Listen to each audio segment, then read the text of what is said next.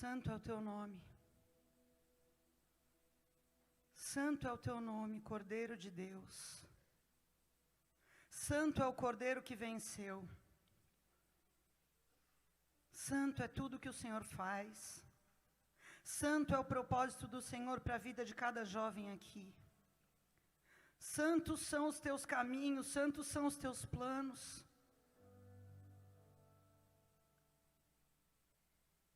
Nós levantamos o teu nome no mais alto lugar. Santo, santo, santo, santo é o Cordeiro de Deus. Ele venceu e nós queremos segui-lo. Por isso vem sobre essa casa, nessa manhã, e separa as tuas flechas para essa nova temporada. A temporada da grande colheita da igreja, a temporada do último avivamento. Ah, Senhor, eu quero profetizar que haverá flechas polidas nessa manhã aqui na tua casa. Envia o teu Espírito e os teus anjos a este lugar. E toma cada um desses jovens nas tuas mãos, e que a tua palavra não seja recebida como uma palavra de homens, mas que através da minha voz eles possam ouvir a tua voz. Em nome de Jesus. Amém. Amém?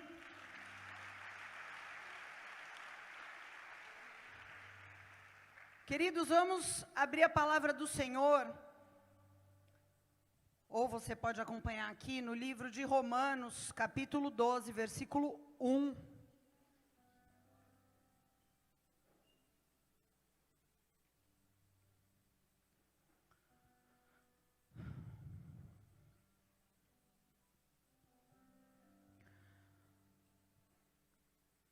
Portanto, irmãos, suplico-lhes que entreguem seu corpo a Deus, por causa de tudo que Ele fez por vocês.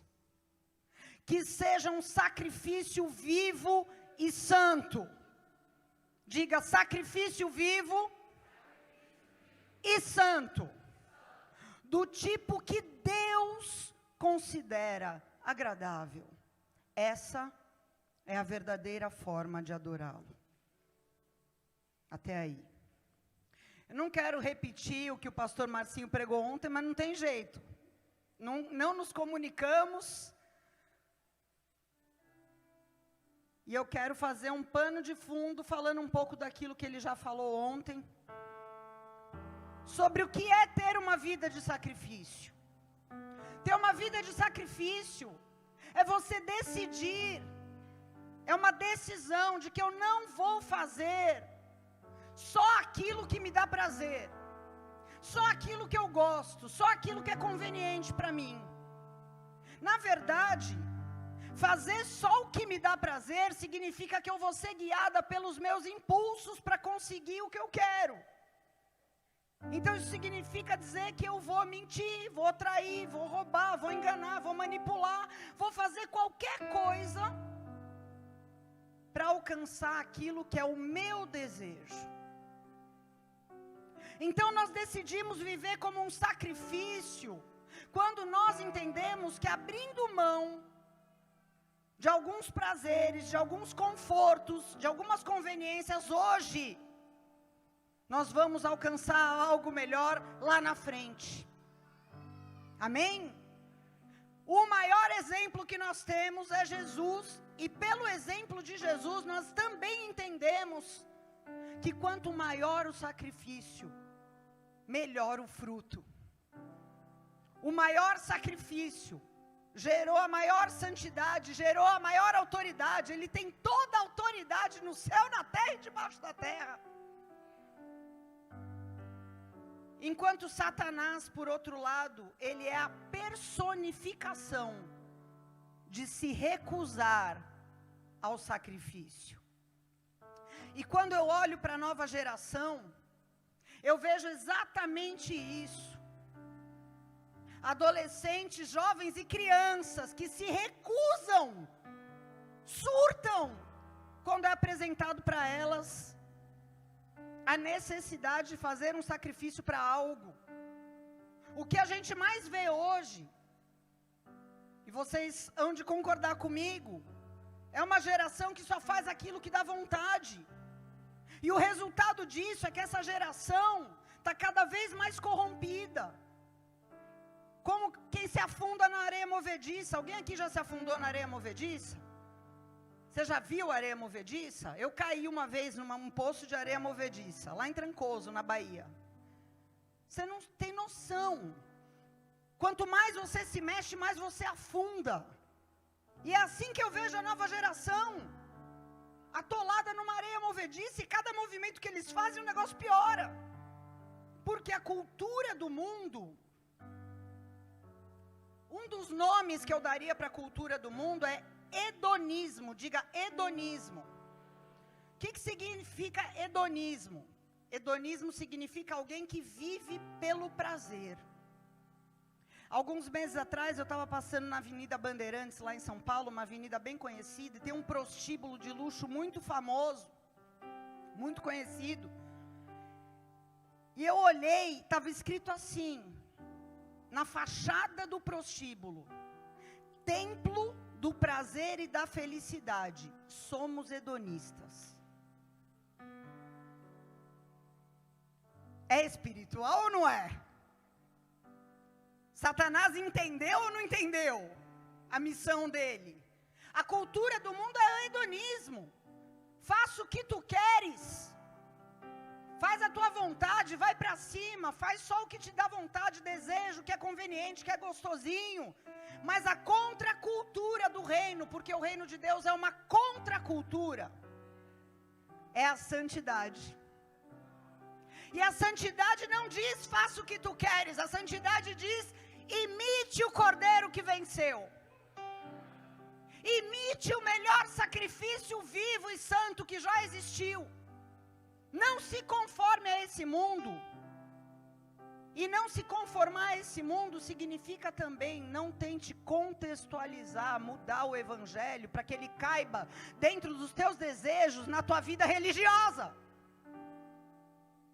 Não tente trazer o mundo para dentro da igreja botando um carimbo de gospel. Porque isso é qualquer coisa menos sacrifício. Amém? Sim, nós temos que usar a criatividade, usar as novas ferramentas disponíveis, mas vou te falar, o evangelho que nós vivemos hoje deve ser o mesmo evangelho de Jesus, de Pedro, de Paulo. Não mudou nada. É sacrifício, autoridade e santidade. É um evangelho de cruz, não adianta você falar que não. Não é um evangelho de cruz, da correntinha, é um evangelho de cruz na vida. Sacrifício. Não adianta a gente querer reinventar o evangelho, não vai funcionar. Quando a gente reinventa o evangelho para fazer só aquilo que a gente quer e não como Deus quer. Paulo está dizendo aqui, isso é um sacrifício morto. Porque o sacrifício vivo é aquele que não você considera agradável, é aquele que Deus considera agradável. Isso significa o quê, pastora? Que a gente não pode pregar um evangelho mentiroso, falar, vem para a igreja, não precisa mudar nada, não. Sim, venha como está, mas quando você chegar aqui, eu não vou mudar o evangelho para você se encaixar. Deus vai mudar você para você se encaixar no evangelho. Não inverte os fatores. Vai custar? Vai custar. Não posso te enganar, desculpa, vai custar. Vai doer? Vai doer. Vai ser desconfortável? Sinceramente, na maior parte do tempo. Você quer entregar a tua vida como um sacrifício vivo? O que significa isso? Significa que você não está aqui por falta de opção. Você tem opção, mas você escolheu estar aqui. Você tem suas lutas, você tem suas vontades, você tem coisas, epitúmias, como disse o pastor Marcinho ontem, gritando dentro de você. Mas você escolhe voluntariamente. Não porque alguém te trouxe arrancado pelos cabelos. Você vai para a igreja. Ah, você vai. Voluntariamente, intencionalmente, você escolhe sacrificar tudo isso que está gritando dentro de você. Para adorar a Deus. da maneira que Ele considera agradável. Isso é um sacrifício vivo. Eu gosto muito de brincar com os solteiros do Flame lá da igreja, com aquela história do hashtag eu escolhi esperar. Uma coisa é eu escolhi esperar, outra coisa é ninguém me quer. Tem pessoas que eu vejo que escolheram mesmo, que tá, um monte de gente orando, todo mundo dando em cima, e a pessoa, eu escolhi esperar. Agora tem outro que ninguém quer. Mas se alguém der uma piscadinha, cai para dentro. Então você não escolheu esperar, cara. Você tá com falta de opção.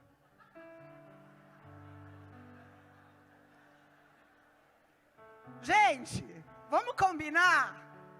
Posso ter cara, mas não sou tonta. Sabe o que diz lá o profeta Malaquias, capítulo 1, versículo 14? Forte essa palavra. Maldito seja o enganador, que tendo um sacrifício bom para entregar, entrega um sacrifício defeituoso. Nó! Aqui nessa versão é trapaceiro, na Almeida é enganador.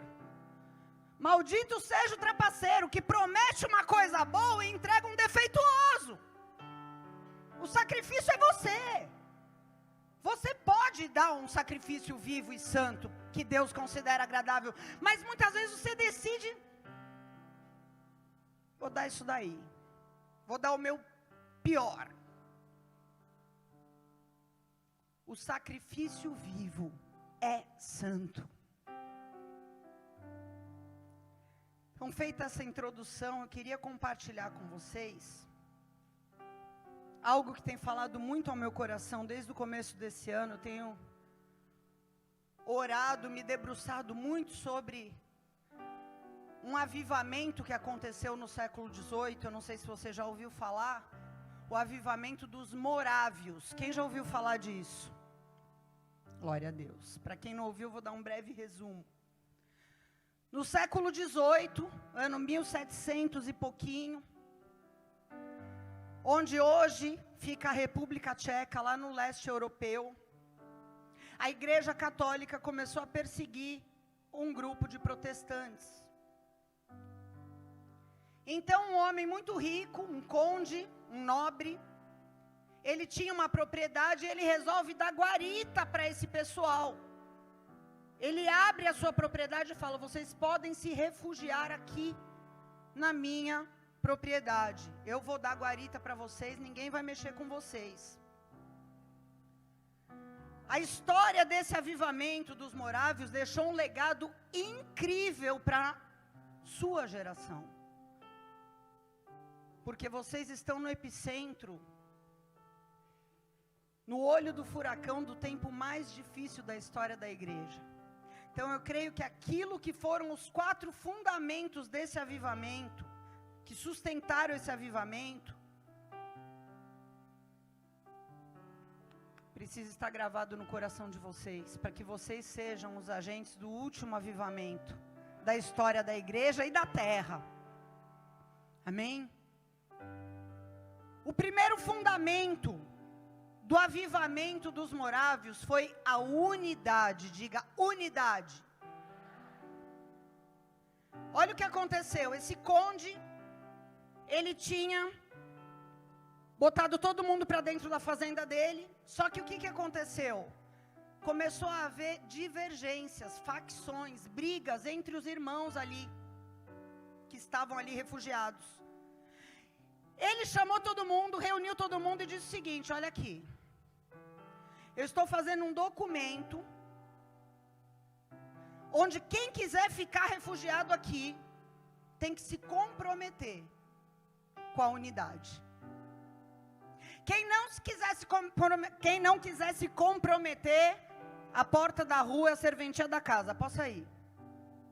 Não vou dar guarita para quem está aqui para dividir e faccionar, porque a casa dividida não prospera. E aí ele faz esse abaixo-assinado, e um por um daqueles refugiados começa a assinar, e diz a história que quando a última pessoa assinou o documento, o avivamento começou. O Espírito Santo veio poderosamente sobre aquela comunidade, quando a última pessoa se comprometeu com a unidade. O que isso nos diz, pastora? A cultura dessa geração é o individualismo,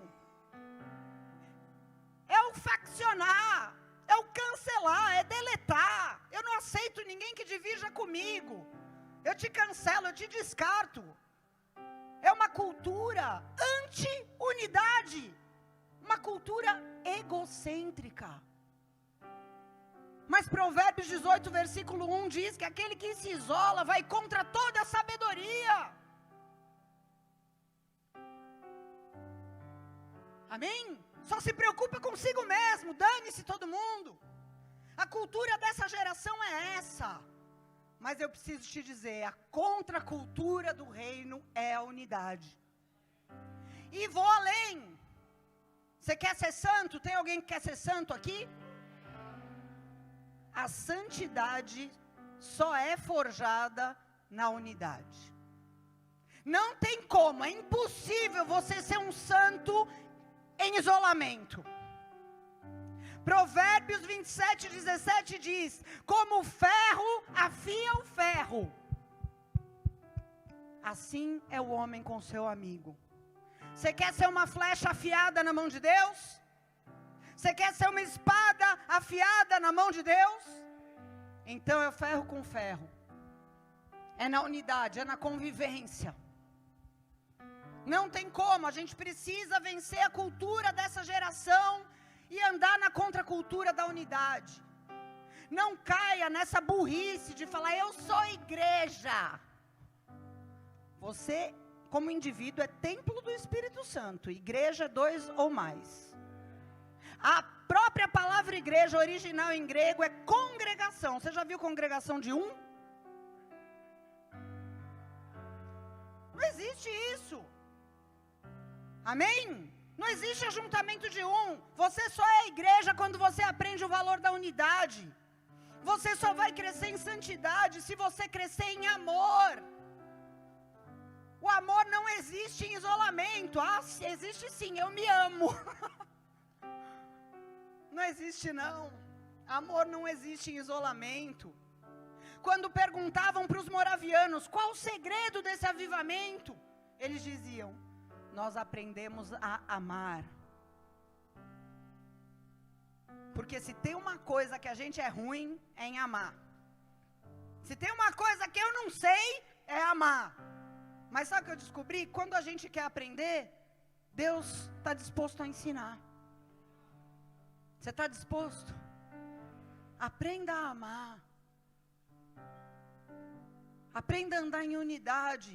Em todo lugar onde Deus te colocou. Você não está colocado em lugar nenhum, em área nenhuma da sua vida, de forma aleatória. Você não é um barco sem vela. Deus te colocou na família onde você nasceu por uma causa. Deus te colocou na igreja onde você congrega por uma causa. Deus te colocou na escola onde você estuda por uma causa. Aprenda a amar.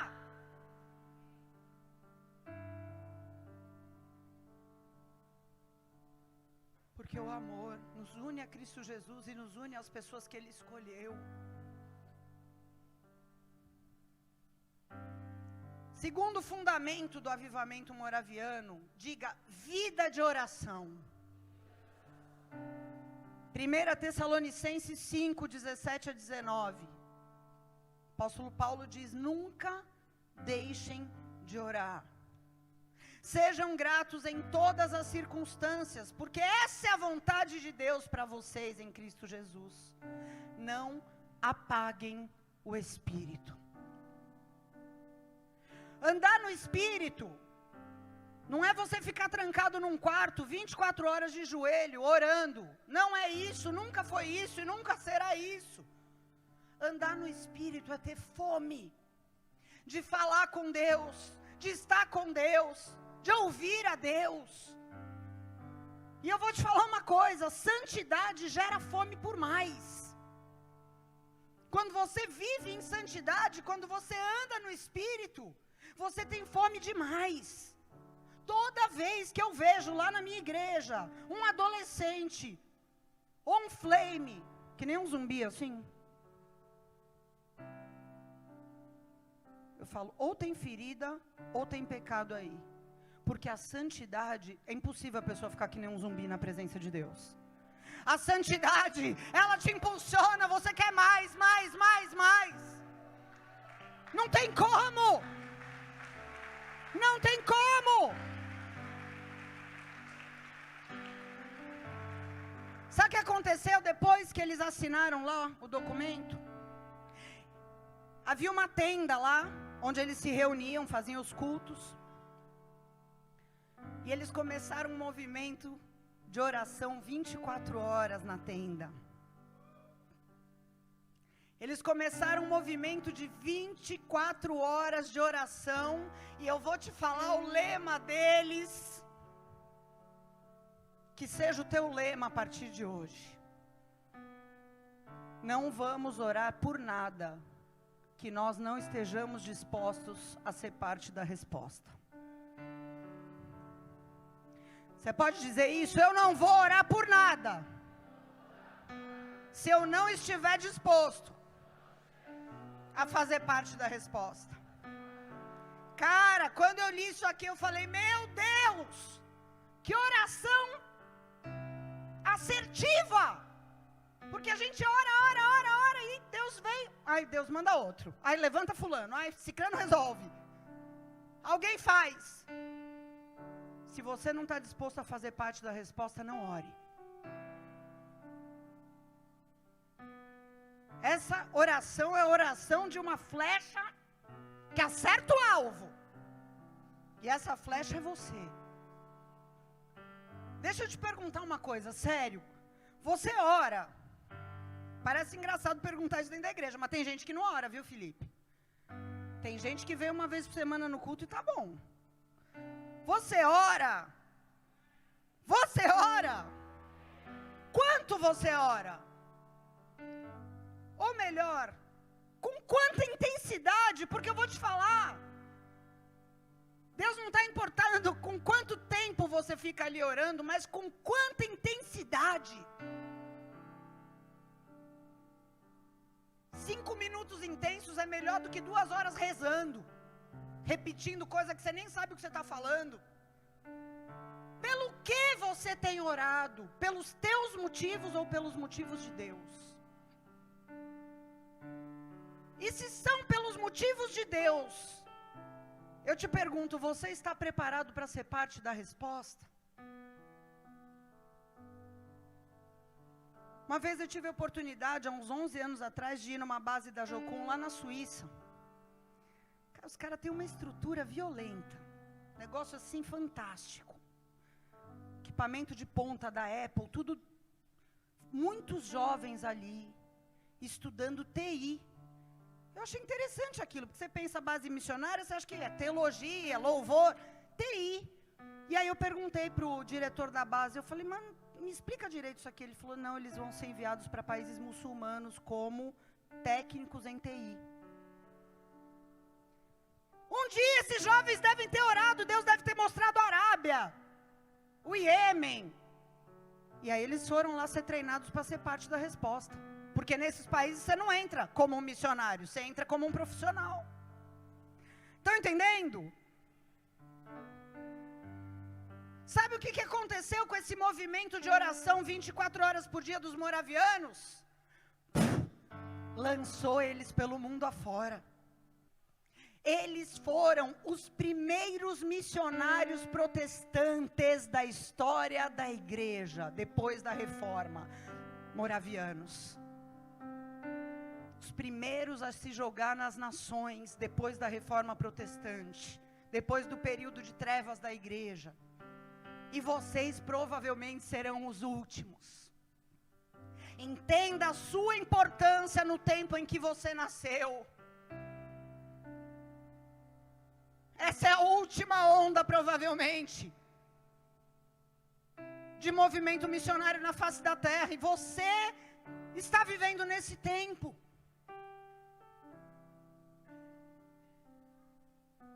E depois desse tempo de oração que foi estabelecido, desse clamor, desse fogo, desse altar aceso, vem o terceiro fundamento. Diga: desprendimento missionário. Desprendimento missionário. Lucas capítulo 10, versículo 3 e 4. Agora vão e lembrem-se de que eu os envio como cordeiros no meio de lobos. Não levem dinheiro algum, nem bolsa, nem viagem, nem um par de calçados extras. Aleluia, mulheres. Centopeias.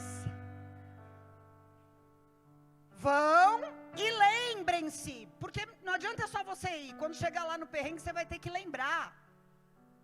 Eu estou te enviando como ovelhas em meio de lobos. Não levem dinheiro, nem bolsa e nem um par de sandálias extras. Deixa eu te falar uma coisa.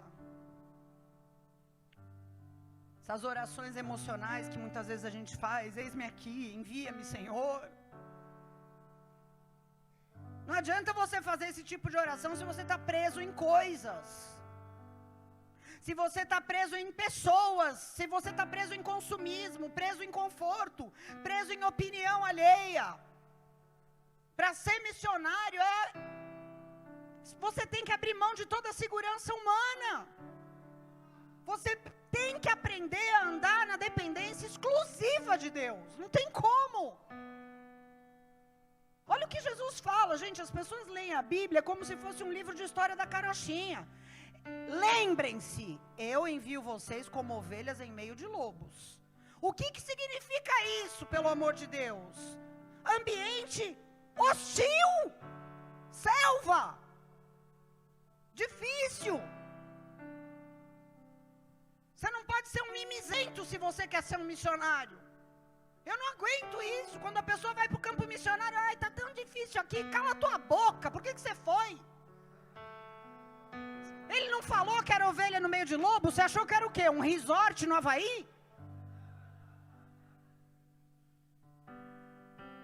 Quer conforto? Fica em casa assistindo Netflix. Simples. Mas se for para ir, vai com o que tem. Não leve peso e não reclame. Porque o Deus que envia também sustenta exatamente com aquilo que você precisa. Não com o que você acha que precisa, mas com o que você realmente precisa.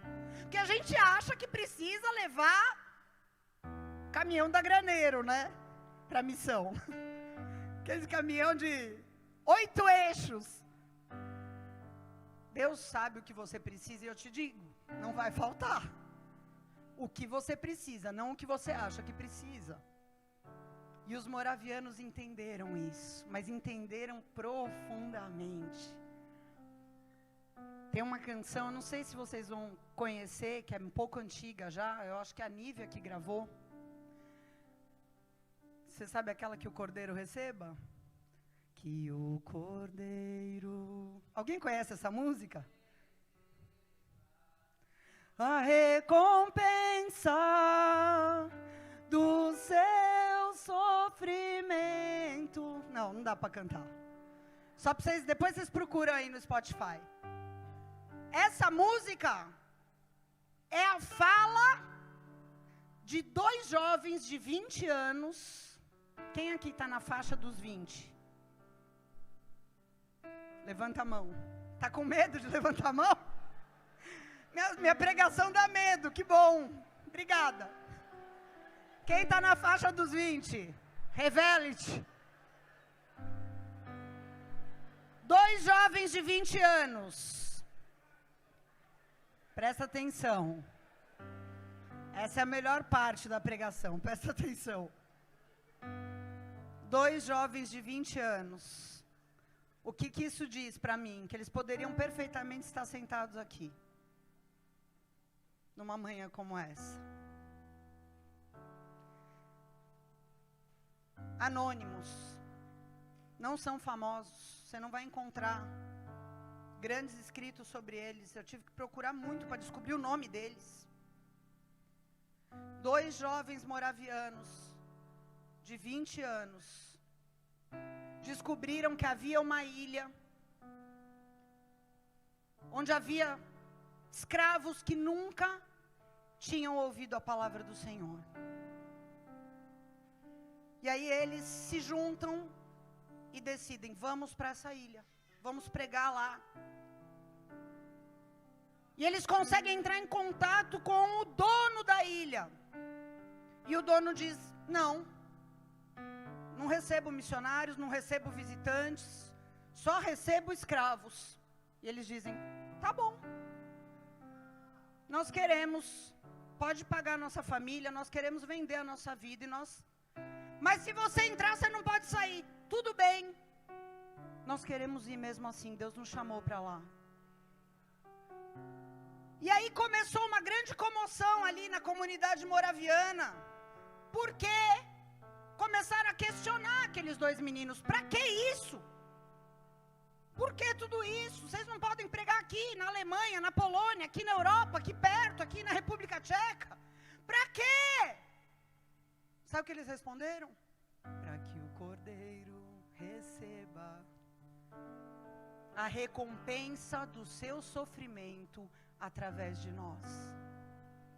Isso é para que o Cordeiro receba a recompensa do seu sofrimento através de mim. Meu Deus! Que desprendimento é esse?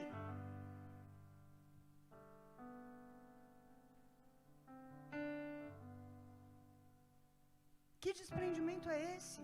Que sacrifício voluntário é esse? Que uma pessoa que tem liberdade, que tem uma vida inteira pela frente, decide se vender como escravo, porque ela aguenta qualquer coisa, menos ver gente por quem Jesus morreu, morrendo, sem salvação.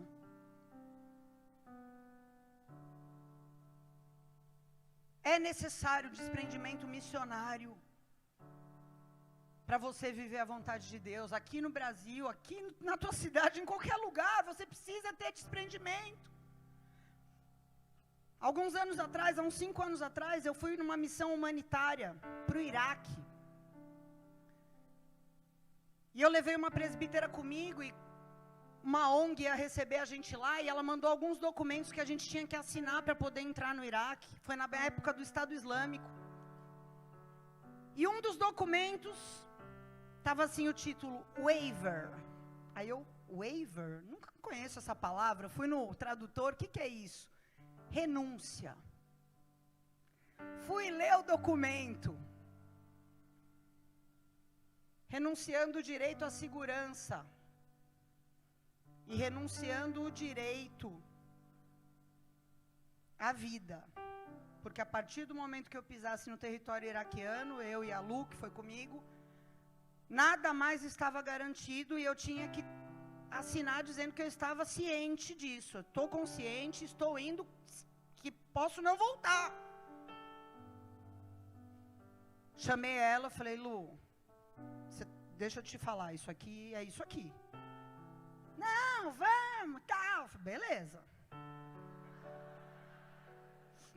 Chamei o marido dela. Falei, você tem certeza que você continua abençoando agora mediante isso aqui? Não, abençoa, tá, beleza. Então vamos. Fomos. Estávamos a 10 quilômetros de Mossul, que era o último reduto do Estado Islâmico. 1h da manhã, apaga todas as luzes. Eu não sabia o que era trevas até esse dia. A gente acha que sabe o que é apagão, a gente não sabe. Você não enxerga um palmo à frente, é que nem foi no Egito. Uma loucura. Apaga a luz. Essa moça que estava comigo começa a ter uma crise de pânico. Eu catei ela pelos ombros, eu falei, filhinha, você assinou o waiver. Para de reclamar. Foi avisado para nós. Vocês estão indo como ovelhas em meio de lobo. Você está reclamando. Não viesse então. Agora você vai me atrapalhar. Para com isso.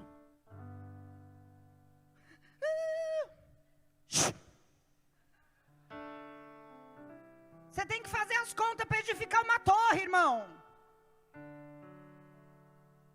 romantiza chamado, não romantiza missão, não romantize nada que diz respeito ao Evangelho de Deus. Amém?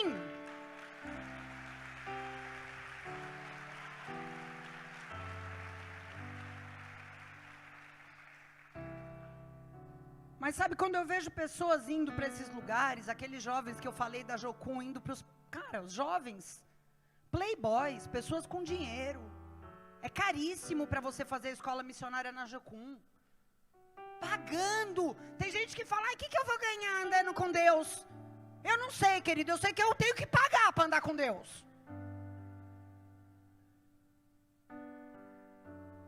Eu pago, quanto for.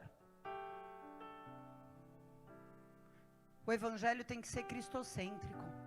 O Cordeiro venceu, eu quero segui-lo. Esse é o lema dos moravianos. O Cordeiro venceu, vamos segui-lo. Qual for a tua missão, qual for, seja cristocêntrica. Jesus é o centro, é por causa dele que eu estou nisso. Eu posso qualquer coisa por causa do evangelho, eu só não posso ficar preso nas minhas coisinhas. Olha o que o apóstolo Paulo, o maior missionário da Bíblia, diz. Eu amo esse texto. Atos 20, 22 a 24. Agora, impelido pelo Espírito, eu vou para Jerusalém. Não sei o que me espera ali, a não ser o que o Espírito Santo já me disse. Que em todas as cidades, diga em todas, o que eu tenho pela frente é prisão, diga prisão, e sofrimento. Se o Espírito te revelar que você está indo para um lugar, que em todo lugar que você pisar, o que você tem pela frente é prisão e sofrimento, você vai? Porque é isso que ele disse aqui. Eu só sei o que o Espírito já me revelou, que em todo lugar que eu pisar meu pé, eu vou ser perseguido e vou sofrer. Mas ele diz... A minha vida não vale coisa alguma para mim, a menos que eu use a minha vida para completar a minha missão, que me foi confiada pelo Senhor Jesus, de dar testemunho das boas novas da graça de Deus. O que ele está dizendo aqui, na nossa linguagem de hoje? Não vai ser fácil, eu já sei que não vai ter conforto, eu já sei que vai ter dor, mas o valor da minha vida está em cumprir o propósito para o qual eu nasci. Só existe plenitude nisso.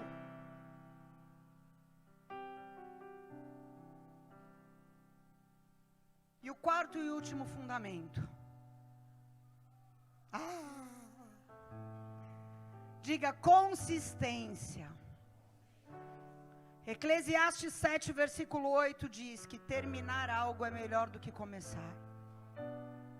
Diga, terminar é melhor do que começar. A intensidade é a marca da juventude. A Bíblia diz, a glória dos jovens é a sua força. A nossa glória são os cabelos brancos, Ale. A Bíblia diz. Mas a glória dos jovens é a sua intensidade, sua força. E isso não é ruim, desde que seja canalizado para as experiências com Deus. Mas eu vou te falar uma coisa.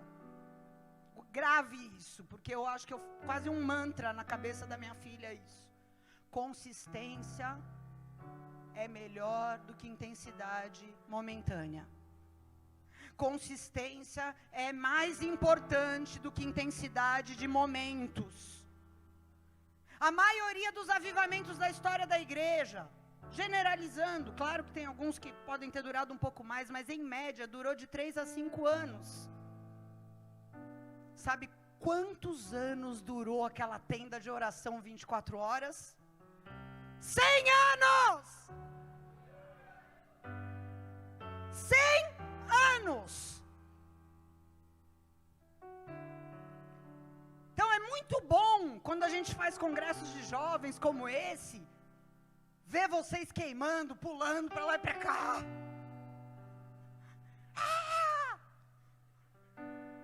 Dançando no espírito, chorando, correndo, é maravilhoso, mas Deus te espera do outro lado daqui a 40 anos. Deus te espera do outro lado daqui a 50 anos, daqui a 70 anos. Então a tua experiência, a tua intensidade são importantes, sim. Mas são importantes para gerar consistência naquilo que Deus está fazendo em você. Resistência, resiliência. Poder para continuar apesar de decepções, apesar de frustrações, apesar de perdas. Essa intensidade, ela tem que trabalhar em você consistência. Consistência. Estava atendendo um menino do Flame na quarta-feira, agora, depois do culto. Ele tem 17 anos. E ele falando, ai, tem dia que eu estou apaixonado por Jesus, tem dia que eu estou péssimo, quero fugir, não quero mais ir. Falei, cara, consistência. Consistência. Porque a Bíblia diz que aquele que tem ânimo dobre, né? Aquele que é um dia assim, um dia aqui, não recebe nada de Deus.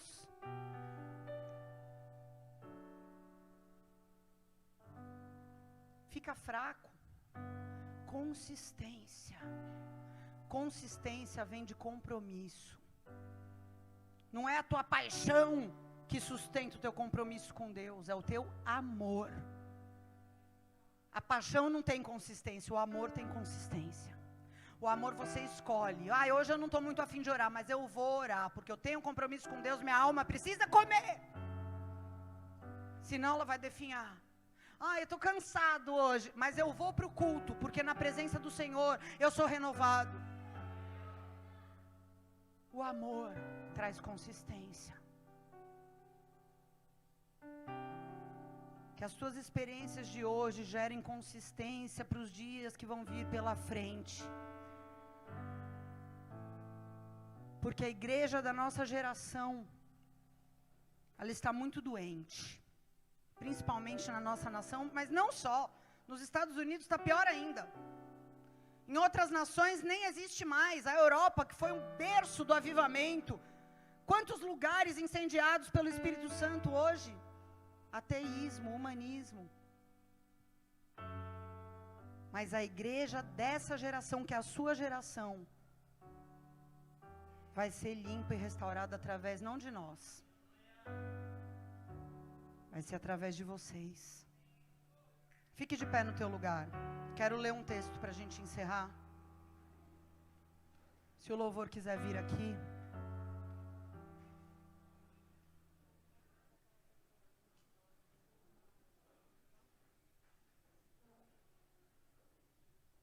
Atos capítulo 5, versículo 1. Preste muita atenção nesse texto, porque ele é uma palavra profética sobre vocês. Havia, porém, um homem, chamado Ananias, que com sua esposa Safira, vendeu uma propriedade. Ele levou apenas parte do dinheiro aos apóstolos. Mas com a aprovação da esposa, ele afirmou que aquele era o valor total e ficou com o resto. Então Pedro, o apóstolo, disse: Ananias, por que você deixou Satanás encher teu coração? Você mentiu para o Espírito Santo quando guardou parte do dinheiro para si.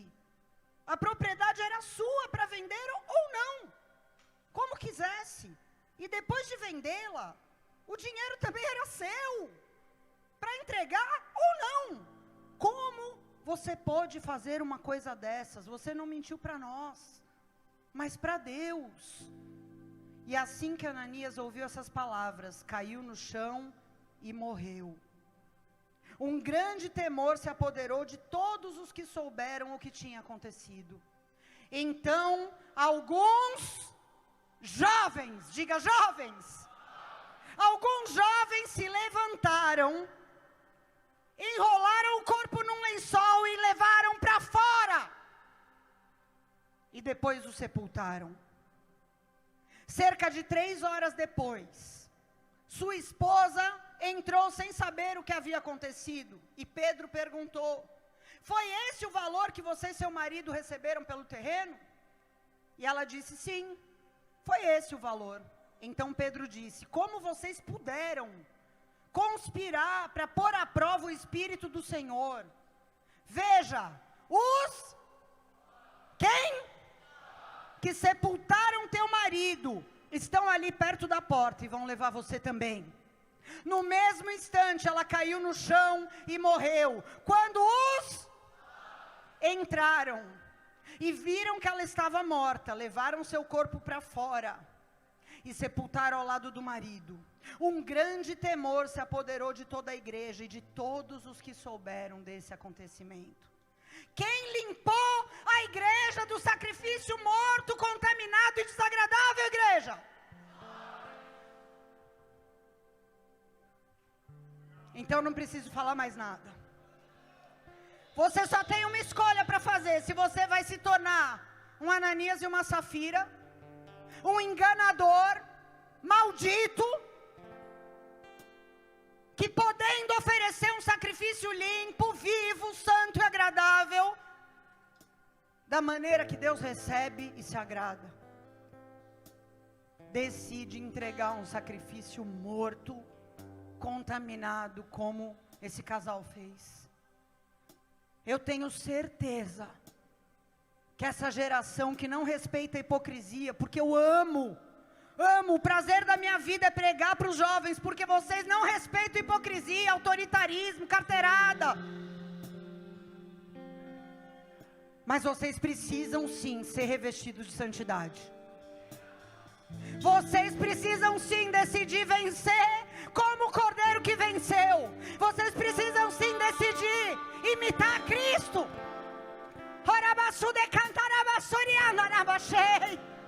Oh, feche os seus olhos, levante as suas mãos. Ah, Espírito Santo, som dos corações aqui.